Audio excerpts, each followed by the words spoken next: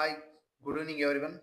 ನಾನು ಎಷ್ಟು clear cut ಆಗಿ ನಿಮಗೆ ಹೇಳಿದ್ದೆ ಅಂದ್ರೆ, ಯಾವ ಜಾಗದಲ್ಲಿ ಎಂಟ್ರಿ ಇರಬೇಕು, ಯಾವ ಜಾಗದಲ್ಲಿ ಕಾಲ್ ಕಡೆ ಹೋದ್ರೆ ಎಲ್ಲಿ ಎಂಟ್ರಿ ಮಾಡಬೇಕು, ಪುಟ್ ಕಡೆ ಹೋದ್ರೆ ಯಾವ ಜಾಗದಲ್ಲಿ ಎಂಟ್ರಿ ಮಾಡಬೇಕು, ಅಷ್ಟು ಕ್ಲಿಯರ್ ಕಟ್ ಆಗಿ ಹೇಳಿದ್ದೆ. ನೋಡಿ ಇಲ್ಲೇ ನೀವು ಅಬ್ಸರ್ವ್ ಮಾಡಿ, ನಾನು ಏನಂದೆ, ಮಾರ್ಕೆಟ್ ಮಲ್ಟಿಪಲ್ ಟೈಮ್ ಒಂದೇ ಜಾಗದಲ್ಲಿ ರಿಯಾಕ್ಟ್ ಮಾಡ್ತಾ ಇದೆ. ಓಕೆನಾ? ಈ ಜಾಗದಲ್ಲಿ ನೋಡಿ, ಈ ಜಾಗಕ್ಕೆ ಬಂತು, ಇಲ್ಲಿಂದ ಅಪ್ ಆಗಕ್ಕಾಗಿಲ್ಲ, ಫಾಲ್ ಆಯ್ತು.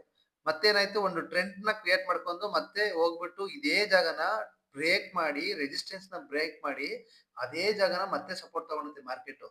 ಸೊ ಮತ್ತೆ ಎಲ್ಲಿಗೆ ಹೋಯ್ತು, ಒಂದು ಲೆವೆಲ್ ಹೈ ಹೋಯ್ತು. ಮತ್ತೆ ಹೈಯರ್ ಹೋಗ್ಬೇಕಲ್ಲ, ಮತ್ತೆ ಸಪೋರ್ಟ್ ಬೇಕಲ್ಲ. ಎಕ್ಸಾಕ್ಟ್ ಅದೇ ಜಾಗ ಸಪೋರ್ಟ್ ತಗೊಂತು. ಮತ್ತೆ ಹೈಯರ್ ಅಂಡ್ ಹೋಗಿ ಅಲ್ಲಿಗೆ ಲಿಕ್ವಿಡಿಟಿ ಸ್ವೀಪ್ ಆಗೋಯ್ತು, ಮುಗೀತು. ಅಲ್ಲಿಂದ ಇವಾಗ ಮತ್ತೆ ಬೇರೆ ಸ್ಟ್ರೆಂಡ್ ಬರ್ಬೇಕು, ಯಾಕೆಂದ್ರೆ ಪ್ರೈಸ್ ಆಕ್ಷನ್ ಮಾಡ್ಬೇಕಲ್ವಾ. ಸುಮ್ನೆ ಹಿಂಗ್ ಏಕಾಏಕಿ ಏನು ಫಾಲ್ ಆಗ್ಲೇಬೇಕು, ಎಲ್ಲಿಗೆ ಹೋಗುತ್ತೆ.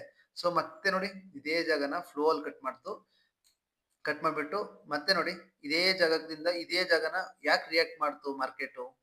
ಅದಕ್ಕೆ ಸೊ ಇದನ್ನ ಒಂದು ಆರ್ಡರ್ ಬ್ಲಾಕ್ ಹಾಕ್ಬಿಟ್ಟಿದ್ದೆ ನಾನು. ಇಲ್ಲಿ ಈ ಜಾಗದಲ್ಲಿ ಆರ್ಡರ್ಗಳು ಬ್ಲಾಕ್ ಆಗಿದಾವೆ. ಇಲ್ಲೇ ಮಾರ್ಕೆಟ್ ಮಲ್ಟಿಪಲ್ ಟೈಮ್ ಸಪೋರ್ಟ್ ತಗೊಂತಿರೋದ್ರಿಂದ ರೆಸಿಸ್ಟೆನ್ಸ್ ಸಪೋರ್ಟ್ ಇದೇ ಜಾಗದಲ್ಲಿ ರಿಯಾಕ್ಟ್ ಆಗ್ತಾ ಇದೆ. ಸೊ ಅದಕ್ಕೆ ನಾನು ಎಂಟ್ರಿ ಎಲ್ಲಿ ಹೇಳಿದ್ದೆ, ಕಾಲ್ ಎಲ್ಲ ಎಂಟ್ರಿ ಮಾಡಬೇಕು ಅಂದ್ರೆ ಇದ್ರ ಮೇಲ್ಗಡೆ ಇರ್ಬೇಕು, 26,283 ಕಾಲ್ ಹೋಯ್ತಾ ಮಾರ್ಕೆಟ್. ಹಾ, ಕಾಲ್ ಹೋಗ್ಲೇ ಇಲ್ಲ. ಎಷ್ಟು ನಾನು ಅದಕ್ಕೆ ಯಾವಾಗ್ಲೂ ಹೇಳ್ತಾ ಇರ್ತೀನಿ, ನಿಮ್ಮ ಟ್ರೇಡ್ ನ ಸೇಫ್ ಆಗಿ ಇಟ್ಟಿರ್ತೀನಿ. ಟ್ರೇಡ್ ಮಾಡ್ಬೇಕು ಅಂದ್ರೆ ಆ ಜಾಗದಿಂದ ಮಾಡಿದ್ರೆ ಸಾಕು ಅಂತ. ನೋಡಿ, ನನ್ ನೋಡಿ, ನೀವು ನಿನ್ನೆ ಹೋಗಿ ಯೂಟ್ಯೂಬ್ ಚಾನಲ್ ಚೆಕ್ ಮಾಡಿ ನೋಡಿ, ನಾನು ಇಲ್ಲಿಂದ ಇದೇ ರೆಕ್ಟಾಂಗಲ್ ಬಾಕ್ಸ್ಗೆ ಪಿನ್ ಪಾಯಿಂಟ್ ಹೆಚ್ಚಾಗಿ ವಾಪಸ್ ಬಂತು. ಓಕೆನಾ? ಮತ್ತೆ ಅದನ್ನ ರೆಸಿಸ್ಟೆನ್ಸ್ ಆಗಿ ತಗೊಂಡೆ ವಾಪಸ್ ಬಂತು ಮಾರ್ಕೆಟ್. ಮತ್ ಇದ್ ನೋಡಿ, ಇದ್ರು ಅಷ್ಟೇ ಸಪೋರ್ಟ್ ಝೋನ್ ಆಗಿತ್ತು. ಇದನ್ನ ನೋಡಿ, ಬೆಳಿಗ್ಗೆ ಓಪನ್ ಆಗಿದ ತಕ್ಷಣ ಇಲ್ಲಿಂದ ಇಲ್ಲಿಗೆ ಬಂದು ವಾಪಸ್ ಇದೇ CR ತೋರಿಸ್ತೀನಿ ನಾನು ನಿಮ್ಗೆ. ನೋಡಿ ಅವತ್ತು ಅಷ್ಟೇ, ಬೆಳಿಗ್ಗೆ ಇಲ್ಲಿ ಓಪನ್ ಆಯ್ತಾ ಮಾರ್ಕೆಟ್, ಅದಕ್ಕೆ ರೆಸಿಸ್ಟೆನ್ಸ್ ಬ್ರೇಕ್ ಮಾಡಕ್ ಬೇಕಿತ್ತು ಸ್ವಲ್ಪ ತಾಕತ್ತು. ಎಕ್ಸಾಕ್ಟ್ ಸಪೋರ್ಟ್ ಲೈನ್ ಟಚ್ ಆಗ್ಬಿಟ್ಟು ಮಾರ್ಕೆಟ್ ಬುಲಿಶ್ ಆಗಿದ್ದು. ಸರಿನಾ? ನೋಡಿ ಬೇರಿಶ್ ಅಲ್ಲೂ ಅಷ್ಟೇ, ನಾನು ಯಾವಾಗಲೂ ಹೇಳ್ತೀನಿ, ಫಸ್ಟ್ ಕ್ಯಾಂಡಲ್ ಎಂಟ್ರಿ ಮಾಡ್ಬೇಡಿ, ಫಸ್ಟ್ ಕ್ಯಾಂಡಲ್ ಹೋದ್ರು ಎಂಟ್ರಿ ಮಾಡಕ್ ಹೋಗ್ಬೇಡಿ. ಯಾಕೆ ಅಂತಂದ್ರೆ ಅದು ಏನಾಗುತ್ತೆ ಅಂತ ಯಾರಿಗೂ ಗೊತ್ತಿರಲ್ಲ. ಓಕೆನಾ? ಸೊ ಅದಕ್ಕೆ ಫಸ್ಟ್ ಕ್ಯಾಂಡಲ್ ಎಂಟ್ರಿ ಬೇಡ. ನೆಕ್ಸ್ಟ್ ಅತಿ ಎಂಟ್ರಿ ಬಂದಾಗ ಎಂಟ್ರಿ ಮಾಡಿ, ಮಿಸ್ ಮಾಡಬೇಡಿ ಅಂತ. ನೋಡಿ, ಒಂದು ಎಂಟ್ರಿ ಮಾಡ್ಬೇಕು ಅಂದ್ರೆ ಬೇರಿಶ್ ಅಲ್ಲಿ ರೆಸಿಸ್ಟೆನ್ಸ್ ಇಂದಾನೆ ಬರ್ಬೇಕು ಅದು ಮಾರ್ಕೆಟ್. ನೋಡಿ ಇಲ್ಲಿ ಕಾಲಲ್ಲಿ ಎಂಟ್ರಿ ಮಾಡ್ತೀರಾ ಅಂದ್ರೆ ನೋಡಿ ಇಲ್ಲಿಂದ ಹೋಯ್ತು. ನಾನು ಇಲ್ಲೆಲ್ಲ ಎಂಟ್ರಿ ಕೊಟ್ಟಿದ್ದೆ ನಿಮ್ಗೆ ಇದರಿಂದ ಮೇಲೆ. ಇದ್ರ ಮೇಲ್ಗಡೆ ಎಂಟ್ರಿ ಕೊಟ್ಟಿದ್ದಾವೆ ಅವತ್ತಿನ ದಿನ. ಹೋಗಿ ವಿಡಿಯೋ ಚೆಕ್ ಮಾಡ್ಕೊಂಡ್ ಬನ್ನಿ. ಇಲ್ಲಿ ನೋಡಿ ಸಪೋರ್ಟ್ ಇಂದ ಮಾರ್ಕೆಟ್ ಹೋಯ್ತು, ರೆಸಿಸ್ಟೆನ್ಸ್ ನ ಬ್ರೇಕ್ ಮಾಡ್ತು. ನೋಡಿ ಇಲ್ಲಿ ಅಷ್ಟೇ, ರೆಸಿಸ್ಟೆನ್ಸ್ ಇಂದ ಬಂತು. ಇಂಥ ಟೈಮಲ್ಲಿ ನೀವು ಎಂಟ್ರಿ ಇರ್ಬೇಕು. ನೋಡಿ ಇಲ್ಲಿಂದ ನೀವು ಎಂಟ್ರಿ ಇಲ್ಲೇ ಕೊಟ್ಟಿದ್ದೆ ಅನ್ಕೊಳ್ಳಿ, ಇಲ್ಲೇ ಕೊಟ್ಟಿದ್ರು ಕಂಟ್ಲೀಸ್ ಆಗಿ ಬರೀ 4 5 ಮಿನಿಟ್ ಕ್ಯಾಂಡಲ್ ನಿಮ್ ಟಾರ್ಗೆಟ್. 4 5 minute candle target. ಯಾವನಾರು ಕೊಡ್ತಾನೆ ಈ ರೇಂಜ್ಗೆ? ಹಾ, ಇದನ್ನ ನೀವು ಕಲೀರಿ ಅಷ್ಟೇ. ನಿಮ್ಗೆ ನಾನು ದಿನ ಒಂದೊಂದು ಇದನ್ನ ಕೊಡ್ತಾ ಇರ್ತೀನಿ. ಅಟ್ಲೀಸ್ಟ್ ಒಂದು ಟ್ರೆಂಡ್ ಲೈನ್ ಕ್ರಾಸ್ ಮಾಡೋದನ್ನ ಕಲ್ಕೊಳ್ಳಿ. ನೋಡಿ ಮಾರ್ಕೆಟ್ ಇದೊಂದು ಟ್ರೆಂಡ್ ಲೈನ್ ನ ಇದನ್ನ ಬಿಟ್ಟು ಒಂದು ಕ್ಯಾಂಡಲ್ ಕೂಡ ಕ್ರಿಯೇಟ್ ಮಾಡಿಲ್ಲ.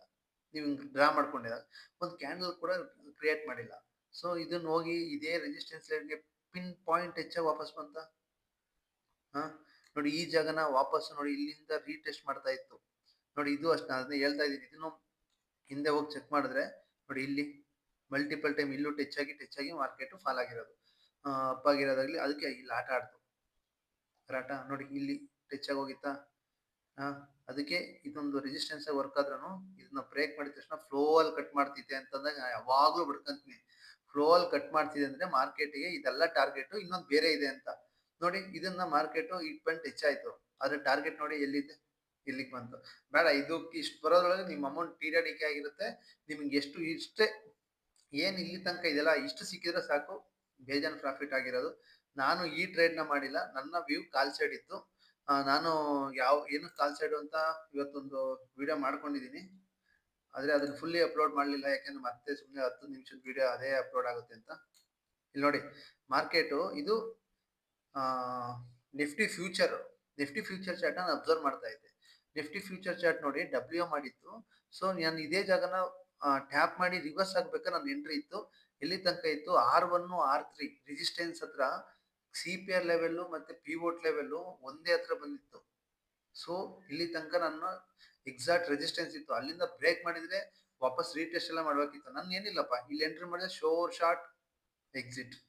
ಇವತ್ತೊಂದು ವಿಡಿಯೋ ನೀವು ನೋಡಿದ್ರೆ ಸ್ಟೋರಿ ಹಾಕಿದ್ದೆ, ಆ ತರ ಶೋರ್ ಶಾಟ್ಗಳನ್ನ ಹೊಡೆಯೋದು, ಗನ್ ಶಾಟ್ಗಳನ್ನ ಹೊಡೆಯೋದು ಹೆಂಗೆ ಏನು ಅಂತ ನೆಕ್ಸ್ಟ್ ನಿಮ್ಗೆ ಹೇಳ್ತೀನಿ. ಹೊಡೆದ್ರೆ ಪಂಚ್ ಮಾಡಿದ್ರೆ ರೆಡ್ಡಿಗೆ ಬರಲೇಬಾರದು. ಆ ರೇಂಜಿಗೆ ಪಂಚ್ ಮಾಡಬೇಕು. ಅಷ್ಟು ಕ್ರಾಸ್ ವೆರಿಫಿಕೇಶನ್ ಮಾಡಿರ್ಬೇಕು ಮಾರ್ಕೆಟ್ ಅಲ್ಲಿ. ನೋಡಿ ಇಲ್ಲಿ ಎಷ್ಟು ಚೆನ್ನಾಗಿ ಮಾರ್ಕೆಟ್ ಇದೇ ಜಾಗಕ್ಕೆ ಹೋಗಿ ವಾಪಸ್ ಬಂತು. ಇಲ್ಲಿಂದ ಪುಟ್ ಆಗುತ್ತೆ ಅಂತ 100% 200% ಗೊತ್ತಿತ್ತು. ಹಾ, ಯಾಕೆಂದ್ರೆ ನೋಡಿ CPR ಲೆವೆಲ್ ರೆಸಿಸ್ಟೆನ್ಸ್ ನ ಬ್ರೇಕ್ ಮಾಡಕ್ ಆಗ್ಲಿಲ್ಲ ಮಾರ್ಕೆಟ್ಗೆ, ಅದನ್ನೇ ಸಪೋರ್ಟ್ ತಗೊಂಡು ಟಕ್ಕಂತ ಬಿತ್ತು ಅಲ್ವಾ. ಬೇಕಾದ್ರೆ ಬಿಲಿಂಜರ್ ಬ್ಯಾಂಡ್ ಏನ್ ಹೇಳುತ್ತೆ ಏನು ಅಂತ ನೋಡೋಣ ಅನ್ಸುತ್ತೆ. ಆ ಜಾಗದಲ್ಲಿ ಏನ್ ರಿಯಾಕ್ಟ್ ಮಾಡಿತ್ತು ಅಂತ. ಸರಿ, 33 ಆಯ್ತಾ. Okay okay okay okay okay. ನೋಡಿ ಬಿಲಿಂಜರ್ ಬ್ಯಾಂಡ್ ನ ಸಪೋರ್ಟ್ ತಗೊಂಡು ಮಾರ್ಕೆಟ್ ಫಾಲ್ ಆಯ್ತು. ಮಿಡಲ್ ಲೈನ್ ಕಟ್ ಮಾಡ್ತಿದೆ, ಮಿಡಲ್ ಲೈನ್ ಕಟ್ ಮಾಡ್ತಿದ್ರೆ ಎಲ್ಲಿಗೋ ಕಟ್ ಮಾಡಿದ್ರೆ ಮತ್ತೆ ಈ ಲೈನ್ ಟಚ್ ಆಗ್ಲೇಬೇಕಾದ. ಇಷ್ಟು ಸಿನಾರಿಗಳು ಇದಾವೆ, ಇಷ್ಟು ಇದಾವೆ. ಹಾ ಸರಿ, ಓಕೆ. ನಾಳೆ ಏನೇನಾಗುತ್ತೆ ನೋಡೋಣ, ಟೈಮ್ ಇಲ್ಲ. ಓಕೆನಾ, ನಾಳೆ ನಿಮ್ ಎಂಟ್ರಿ ಏನಾದ್ರು ಮಾಡೋದಾದ್ರೆ ಒಂದು ಒಂದು ಒಂದು ಒಂದು ಒಂದು ಒಂದು ನಿಮಿಷ, ಒಂದು ನಿಮಿಷ. ನಾಳೆ ಏನಾದ್ರು ನೀವು ಎಂಟ್ರಿ ಮಾಡಬೇಕು ಅಂತಂದ್ರೆ 26,193 ಮೇಲ್ಗಡೆ ಇರ್ಲಿ ಎಂಟ್ರಿ. ಅದು ಯಾವ ತರ ನಾನು ಯಾವಾಗಲೂ ಹೇಳ್ತಾ ಇರ್ತೀನಿ, ರೆಸಿಸ್ಟೆನ್ಸ್ ಆಗಿ ಇದು ಆಕ್ಟ್ ಮಾಡ್ಬೇಕಾದ್ರೆ ಈ ರೆಸಿಸ್ಟೆನ್ಸ್ ಏನಾದ್ರು ಈ ತರ ಬ್ರೇಕ್ ಮಾಡ್ತಾ ಇದೆ, ಹಿಂಗ್ ಹೋಗ್ಬಿಟ್ಟು ವಾಪಸ್ ರೀಟೆಸ್ಟ್ ಮಾಡಿ ಹಿಂಗ್ ಹೋಗ್ತಾ ಇದೆ ಅಂತಂದ್ರೆ ಎಂಟ್ರಿ ಮಾಡಿ. ಪುಟ್ಟಲ್ಲಿ ಏನಾದ್ರು ಎಂಟ್ರಿ ಮಾಡಿದ್ರೆ ನನ್ನ ಅನ್ಸಿಕೆ ಬೆಳಿಗ್ಗೆನೆ ಪುಟ್ ಆದ್ರೂ ಈ ಲೈನಿಂಗ್ ಬರೋ ಚಾನ್ಸಸ್ ಬೇಜಾನ್ ಇದೆ. ಸೊ ಬಂದ್ರು ಬರ್ಬೋದು, ಹೇಳಕ್ ಬರಲ್ಲ. ಬಂದಿಲ್ಲ ಅಂತಂದ್ರೂ ಪರವಾಗಿಲ್ಲ. ಬೆಳಿಗ್ಗೆ ಮಾರ್ಕೆಟ್ ಇಲ್ಲಿಂದನೇ ಓಪನ್ ಆಯ್ತು ಅಂದ್ರೆ ಶೋರ್ಲಿ ನೀವು ಪುಟ್ಟಲ್ಲಿ ಎಂಟ್ರಿ ಮಾಡ್ಬೋದು. ಗಿಫ್ಟ್ ನಿಫ್ಟಿ ನೋಡ್ಕೊಂಡು, CPR ಲೆವೆಲ್ ನೋಡ್ಕೊಂಡು, ಬುಲಿಂಜರ್ ಬ್ಯಾಂಡ್ ಎಲ್ಲ ನೋಡ್ಕೋಬೇಕು. ನಿಮ್ಗೆ ಹೇಳಿದೀನಿ CPR ಯಾವ ತರ ವರ್ಜಿನ್ CPR ಆಗಿದೆ, ಏನಾಗಿದೆ ಅಂತ ನೋಡ್ತಾ ಹೇಳ್ಬೋದು. ಯಾಕಂದ್ರೆ ಸೈಡ್ ವೈಸ್ ಮಾರ್ಕೆಟ್ಗಳು ಆಗಿರೋದ್ರಿಂದ ನಾಳೆಯಿಂದ ವ್ಯಾಲ್ಯೂ ಒಳ್ಳೆ ಮೂಮೆಂಟಮ್ ಕೊಡೋ ಚಾನ್ಸಸ್ ತುಂಬಾ ಇದೆ. ನೋಡೋಣ ಏನೇನ್ ಆಗುತ್ತೆ ಮಾರ್ಕೆಟ್ ಅಲ್ಲಿ ಅಂತ. ಪುಟ್ಟಲ್ಲಿ ಎಂಟ್ರಿ ಮಾಡಿದ್ರೆ 26,171, ಟಾರ್ಗೆಟ್ 26,125. ಇದರಲ್ಲಿ ಈ ಜಾಗದಲ್ಲಿ ತುಂಬಾ ಸೇಫ್ ಆಗಿರ್ಬೇಕು. ರೀಟೆಸ್ಟ್ ಮಾಡ್ಕೊಂಡು ಹೋದ್ರು ಈ ಜಾಗದಲ್ಲಿ ರಿವರ್ಸಲ್ ಆಗೋ ಚಾನ್ಸಸ್ ತುಂಬಾನೇ ಇದೆ. ಈ ಜಾಗನ ಕ್ರೂಷಿಯಲ್ ಆಗಿ ತಗೊಂಡು ಮಾರ್ಕೆಟ್ ಇಲ್ಲ ಇದ್ ಬಿಡ್ತು ಅಂದ್ರೆ ಮಾರ್ಕೆಟ್ ಅಲ್ಲಿ ಎಕ್ಸಾಕ್ಟ್ ಟಾರ್ಗೆಟ್ ಹೋಗ್ಬಿಡ್ತಾನೆ. ಓಕೆನಾ, ಸೇಫ್ ಆಗಿ ನಾಳೆ ಟ್ರೇಡ್ ಮಾಡಿ. ಓಕೆನಾ, ಇವಾಗ ಸದ್ಯದ ಮಟ್ಟಿಗೆ ಗೋಲ್ಡ್ ಏನಾಗ BTC ಏನಾಗ್ತೀನಿ ನೋಡೋಣ. BTC 94,000 ಮೇಲೆ ಎಂಟ್ರಿ ಅಂತಿದ್ದೀನಿ. 94,000 ಮೇಲೆ ನಿಮ್ಮ ನೆಕ್ಸ್ಟ್ ಕ್ಯಾಂಡಲ್ ಏನಾದ್ರು ಅಲ್ಲಿ ಕ್ರಿಯೇಟ್ ಆದ್ರೆ ಹೋಗ್ಬೋದು. ಓ ಶೂಟ್ ಆಗಿದೆ ಇಲ್ಲಿಂದ. ಈ ಟ್ರೆಂಡ್ ಲೈನ್ ಬಿಟ್ಟಾಗಿಂದ ಮಾರ್ಕೆಟ್ ಶೂಟ್ ಅಪ್ ಆಗಿದೆ, ಅಬ್ಸರ್ವ್ ಮಾಡ್ಬೋದು. ಇಲ್ಲಿಂದ ಮೇಲ್ಗಡೆ ನಿಮ್ ಎಂಟ್ರಿನ ಮಾಡ್ಕೊಂತ ಹೋಗ್ಬೋದು ಮಾರ್ಕೆಟ್ ಅಲ್ಲಿ ನಾಳೆಯಿಂದ. ಅಂದ್ರೆ ಇನ್ವೆಸ್ಟ್ಮೆಂಟ್ ಯಾರು BTC ಮಾಡೋದಿದ್ರೆ ಇದ್ರ ಮೇಲ್ಗಡೆ ಎಂಟ್ರಿ ಮಾಡ್ಕೊಂಡು ಹೋಗಿ. ಇದರಿಂದ ಚೆನ್ನಾಗಿ ಹೋದ್ರೆ ಹೋಗ್ತೇನೆ, ಇದರಿಂದ ಹೋದ್ರೆ ಶೋರ್ ಆಗಿ ಹೋಗ್ತೇನೆ.